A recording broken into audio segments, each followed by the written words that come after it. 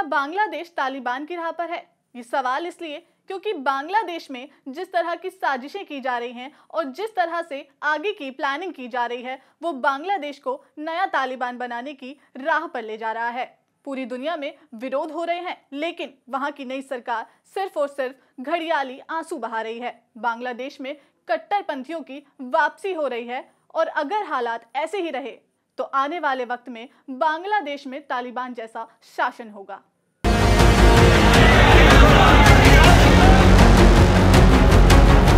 बांग्लादेश समेत पूरी दुनिया में हिंदुओं पर अत्याचार के खिलाफ प्रदर्शन हो रहे हैं। लंदन, फिनलैंड, अमेरिका, यूएन के दफ्तर के बाहर इन प्रदर्शनों का बांग्लादेश की अंतरिम सरकार पर असर बस इतना दिख रहा है कि हुकूमत संभालने वाले अमन अमन बोलने भर लगे हैं। जमीन पर उनकी अपील हिंदुओं की तरह बेमौत मारी जा रही है, क्योंकि मंशा हिंदुओं को बचाना नहीं दिख रहा। बांग्लादेश में हिंदुओं ने 8 मांगे रखी हैं। पहला, अल्पसंख्यकों पर हमले का स्पीड ट्रायल। दूसरा, अल्पसंख्यक सुरक्षा कानून बने। तीसरा, अल्पसंख्यक मामलों का मंत्रालय बनाया जाए। चौथा, हिंदू वेलफेयर ट्रस्ट को फाउंडेशन का दर्जा मिले। पांचवा, प्रॉपर्टी से जुड़े कानून सख्ती से लागू हों। छठा, शैक्षणिक संस्थानों में अल्पसंख्यकों के लिए प्रार्थना कक्ष हो। सातवां, संस्कृत और पाली एजुकेशन बोर्ड को मॉडर्न बनाया जाए।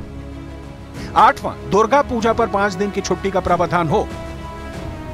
इस मांग पर अंतरिम सरकार या आने वाली सरकार कितना गौर करेगी, जब आलम यह है कि इस वक्त बांग्लादेश में वो शक्तियां ताकतवर होकर उभरी हैं जिनका एजेंडा बांग्लिस्तान बनाना है। कट्टरवादी संगठन जमाते इस्लामी बांग्लादेश और हिफाजते इस्लाम बांग्लादेश ने बांग्लिस्तान का प्लान बनाया है। बांग्लादेश, पश्चिम बंगाल, झारखंड, बिहार और म्यांमार में शरिया कानून राज्य स्थापित करने के लिए सोशल मीडिया में मैसेज फैलाए जा रहे हैं। इस बाबत खुफिया एजेंसियों को अहम इनपुट मिला है।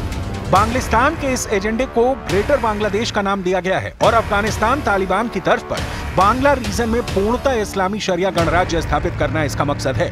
इस एजेंडे से कट्टरवादी संगठनों का भारत विरोधी और बांग्लादेश में रह रहे अल्पसंख्यक विरोधी एजेंडा भी पूरा हो रहा है, क्योंकि पिछले 5 वर्षों में इन दोनों संगठनों ने बड़ी तादाद में बांग्लादेश में भारत विरोधी हिंसा को अंजाम दिया है।